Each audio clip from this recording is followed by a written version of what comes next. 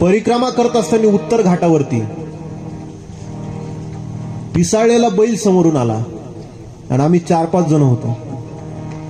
रंगनाथ मामांच्या जीवनात घडलेला प्रसंग आत्ताचा.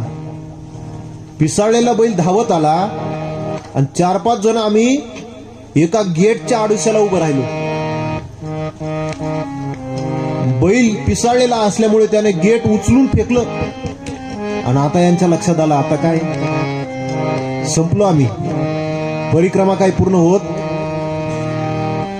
मैयाचं चिंतन करू लागले. नर्मदा मैया, तुझ्या तटावर आलोय ना, तुला कलंक लागेल, तुला दोष लागतील, तुला नावं ठेवतील. एक साधक वडनेर बैरवरून परिक्रमासाठी आला आणि त्या साधकाला त्या परिक्रमेदरम्यान एका बैलामुळे मरण आलं. असं घडून देऊ नको. काय मैयाची ताकद आहे महाराज.